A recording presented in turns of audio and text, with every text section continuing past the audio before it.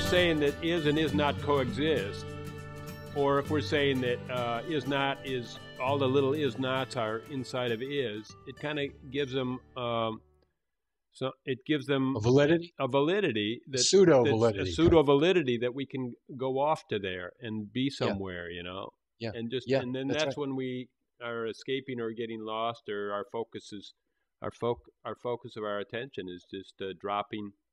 Mm-hmm. And we're not even saying that always be is, and never mess with is not.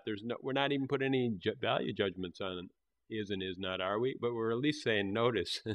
Check in with awareness, with that presence which is inescapably, unavoidably, unshut-offably present as you, right? Which is not a you, which is not a personality. It's not an ego. It's just, a state of being. And see if it can be made otherwise. This is all you've ever got. And I'm saying this is all that ever is, apart from what anybody else is saying. You're always going to come back. At the end of the day, there's your own isness being present, and that's what you got. So, find out what's true of it. And I've not found anything that is more consistent or that can break this down or refute it. And if there is something, I'm the first one that wants to know about it. Well, that's real clear, like when you say, all there is, this is all you got, plus, and whatever we fill it with, which is our dreams and our fantasies, right? And our dreams of yesterday and continuance and, history and primordial time and the Big Bang Theory and everything else that we put in, not right now, but yeah, that's right. Now, another thing, something you said, it occurred to me that's worthy of, I think, a couple of moments discussion here, is that because is the absence of time. This, and let's get away from the words for a minute, but just taste this, that so simply, so effortlessly is.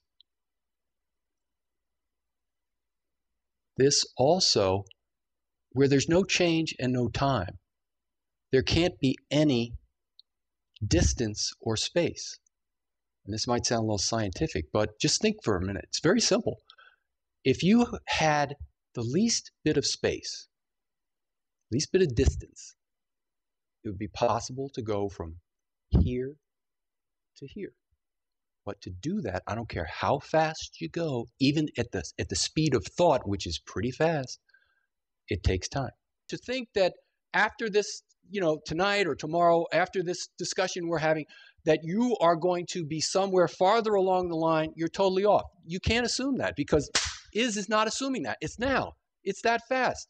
So the whole notion of becoming goes right out the window. But the other side of that coin, too, is that the entirety of what existence is, the entirety of it, has zero distance to it. There is, so the one to whom that is presently conscious, to whom this is clear, for want of a better way of saying it, not that there's a mind going, this is clear.